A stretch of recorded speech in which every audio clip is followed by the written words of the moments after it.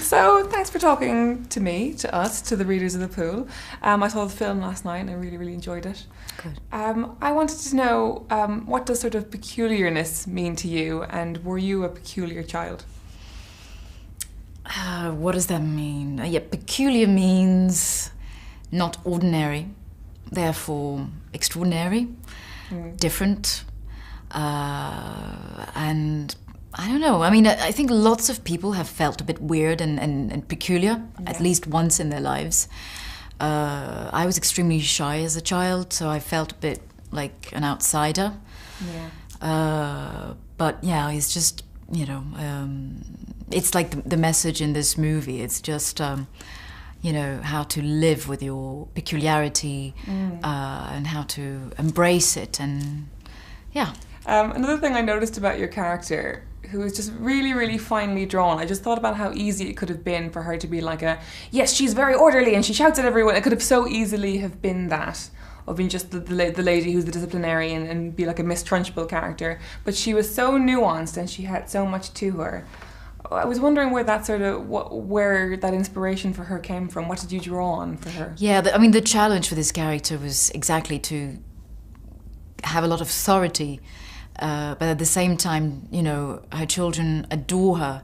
So to find the right balance, and especially in those days, 1940s, is there was lots of respect between parents, children, and so she needs to be respected. The children needs to respect her rules, otherwise they could die. So it's all Yeah, it's very. She's got a lot going on. That woman. She's got a lot of responsibilities. One thing that struck me about her was, I really got thinking of what must it be like to live the same day over and over and over again, which doing a press tour must feel like that. Indeed.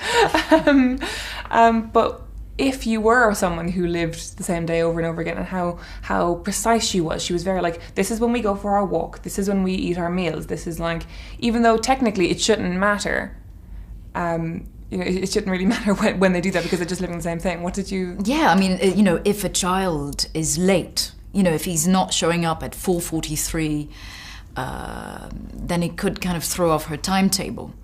And it could mess up with the loop, with this kind of...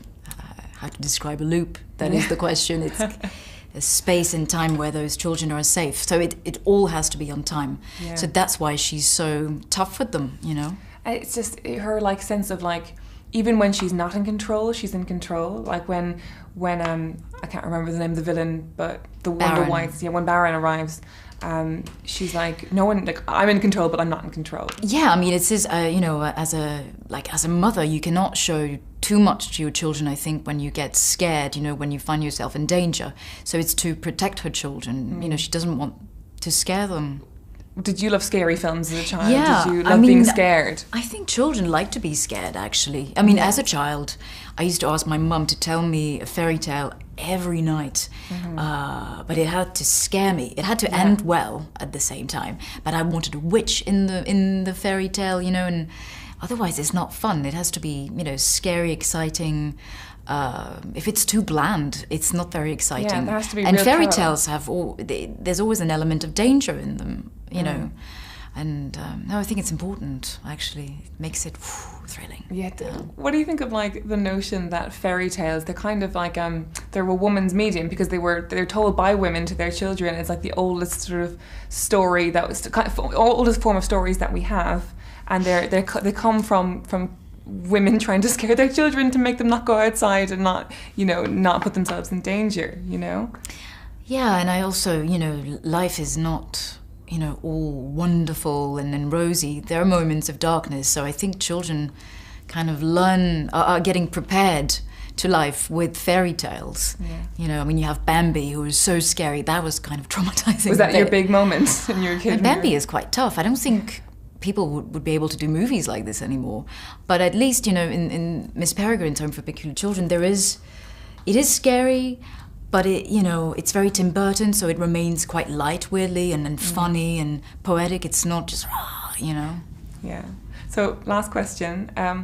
I always associate you with very like gothic roles, and I like, you know, always sort of like, you know, Lace and being with Tim Burton or in your TV show is very sort of gothic as well. I'm wondering if that's a path, if that's a taste thing for you. You just love sort of that kind of material, or whether you've just found yourself cast in those roles.